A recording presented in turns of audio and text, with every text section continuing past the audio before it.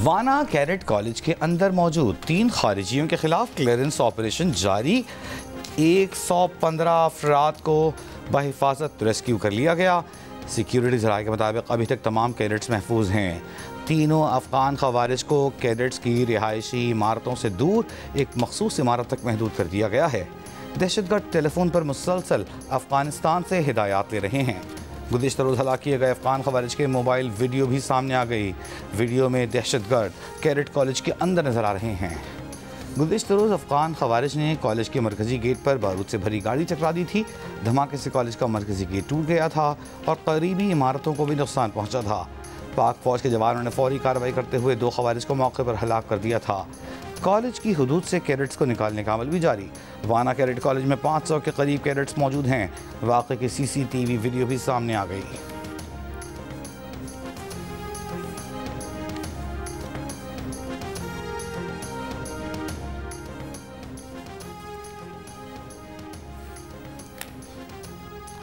वज़ीर दाखिला मोहसिन नकवी का कहना है कि अफ़गानिस्तान से दहशतगर्दों को नहीं रोका गया तो हम उनका बंदोबस्त करेंगे।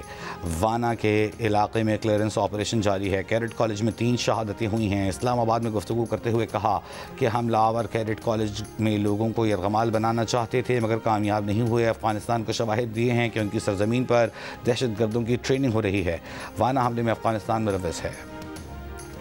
इस्लामाबाद कचहरी के बाहर खुदकुश धमाका, 12 अफराद शहीद, 27 जख्मी। कई जख्मियों की हालत तशवीशनाक। पुलिस ज़राए के मुताबिक धमाका भारतीय हिमायत याफ्ता और अफ़गान तालिबान की प्रॉक्सी फितनतुल खवारिज के खुदकुश हमलावर ने किया। धमाके की जगह से मुबैना खुदकुश हमलावर का सर मिल गया। धमाके में आसपास खड़े लोग जद में आए।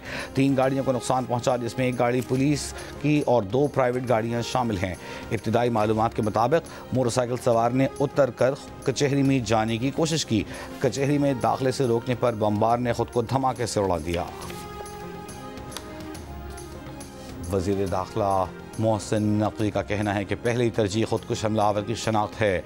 हमले में मुलव्वस किरदारों को भी सामने लाया जाएगा।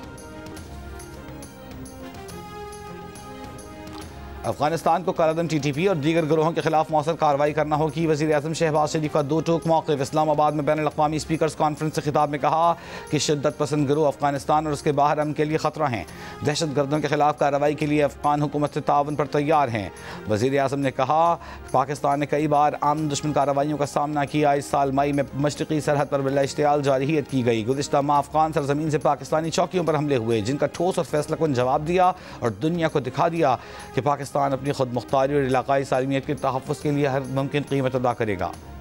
दिफाई तज्ज़ियाकार ब्रिगेडियर रिटायर्ड अहमद सईद मिन्हास ने कहा है कि गुज़िश्ता रात से सूरत हाल इंतहाई तशवीशनाक है जिसके बायस अफ़गान तालिबान रजीम का गैर संजीदा रवैया है जो अफ़गानिस्तान के मुस्तक़बिल और ख़ित्ते के अमन के लिए ख़तरा है। GNS से गुफ्तगू में माहिर कौमी सलामती सैयद मोहम्मद अली ने कहा कि इस्लामाबाद में खुदकुश हमला अफसोसनाक है और कहा कि ये बिहार के इंतखाबात के नताइज पर असर डालने की कोशिश है। तालिबान की पहले से दी गई धमकी को आज अमली शक्ल दी गई है। मेजर जनरल रिटायर्ड ज़ाहिर महमूद ने कहा कि भारत दहशतगर्दी की मनसूबाबंदी कर रहा है और अफगानिस्तान की सरजमीन इस्तेमाल कर रहा है ताकि पाकिस्तान और अफगान तालिबान मुज़ाकरात के जरिए अमन कायम न कर सकें। ब्रिगेडियर रिटायर्ड राशिद अली ने कहा भारत का जंगी जुनून काबू में नहीं आ रहा। मौजूदा वाक़यात के ताने बाने भारत में अफगान तालिबान से मिलते हैं।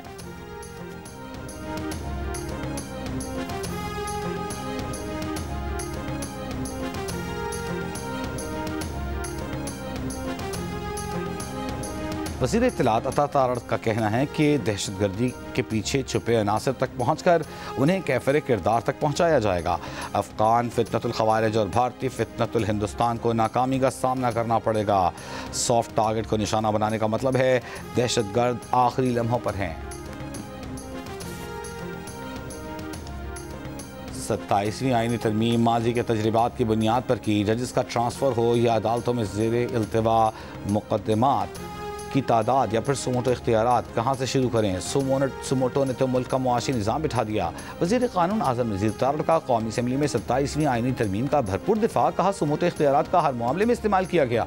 27वीं आईनी तरमीम में इख्तियार को आईनी अदालत को मुंतकिल किया। इस अहम आईनी तरमीम पर अपोजिशन ने अपनी जिम्मेदारी अदा नहीं की। मुश्तरका कमेटी में अपोजिशन को बैठना चाहिए था।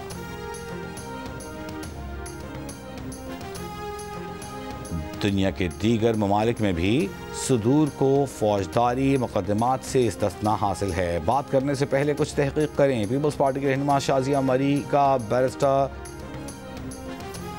चेयरमैन पीटीआई बैरिस्टर गौहर का 27वीं आईनी तरमीम को मानने से इनकार, बाकू तरमीम करार दे दिया। सदर को इस्तिस्ना देने की तजवीज़ पर शदीद तनकीद। कौमी असम्बली से खिताब में कहा, कानून के सामने जवाबदेह होना ही कानून की बालादस्ती होती है। आसिफ अली जरदारी करप्शन केसेस में क्या पेश होकर नहीं कह सकते कि मुझ पर इल्ज़ाम गलत है। बैरिस्टर गौहर ने मजीद कहा कि 2 लोटों के वोट से तरमीम पास करवाई, लोटों से बनी तरमीम आवाम की खिदमत नहीं कर सकती। बैरिस्टर अली जफर बोले, सेनेटर सैफुल्लाह अब्दू की रुकनीत के खात्मे के लिए इलेक्शन कमीशन से राब्ते का ऐलान। दुनिया के दीगर ममालिक में भी सुदूर को फौजदारी मुकदमात में इस्तिस्ना हासिल है। बात करने से पहले कुछ तहकीक कर लिया करें। पीपल्स पार्टी के रहनुमा शाजिया मरी का बैरिस्टर गौहर के खिताब पर रद्द अमल। कहा, पाकिस्तान में सियासी इंतकाम की तारीख है। नैब को पीटीआई ने जिस तरह इस्तेमाल किया वो हम सब ने देखा। शाजिया मरी ने बैरिस्टर गौहर पर 27वीं यानी तरमीम को बाको तरमीम कहने पर तनकीद की। कहा, ऐसी बातें करके आप मुल्क को नुकसान पहुँचाते हैं।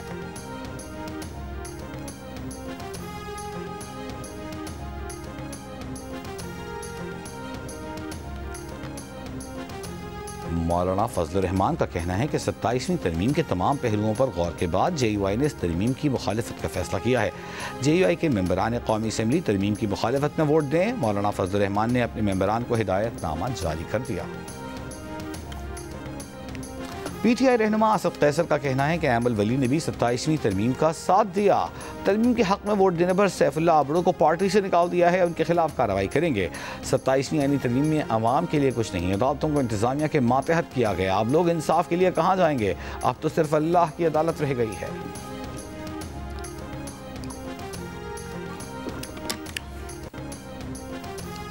ANP के बाद JUI का भी 12 नवंबर को स्पीकर KP असम्बली के तलब करदा अमन जरगे में शिरकत का ऐलान। तर्जुमान JUI के मुताबिक जरगे में मौलाना अताउर रहमान JUI की नुमाइंदगी करेंगे। JUI के MPs भी अमन जरगे में शिरकत करेंगे।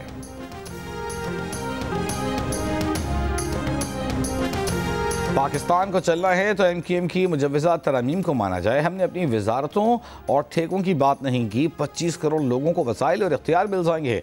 MKM के रहनुमा मुस्तफ़ा कमाल का कौमी असम्बली इजलास से खिताब। कहा, लोकल गवर्नमेंट के इदारे बना रखे हैं, निज़ाम नहीं। लोगों को इख्तियार और वसाइल नहीं देंगे तो लोग गलत रास्ते पर जाएंगे। मौजूदा हुकूमत आइन का हुलिया बिगाड़ रही है। हम आइन पाकिस्तान को असल शक्ल में बहाल करवा कर रहेंगे। अमीर जमात इस्लामी हाफिज़ नईम रहमान का लाहौर बार एसोसिएशन से खिताब। कहा, चीफ जस्टिस पाकिस्तान का ओहदा ख़त्म करके चीफ जस्टिस सुप्रीम कोर्ट कर दिया गया। अब आइनी अदालत का चीफ जस्टिस वज़ीर आज़म लेकर आएंगे। जिसको वज़ीर आज़म चाहेंगे वो चीफ जस्टिस आएंगे। जुडिशल कमीशन में अक्सरियत हुकूमत की है। किसी शख्स को इस्तिस्ना देना आइन के मुनाफी है।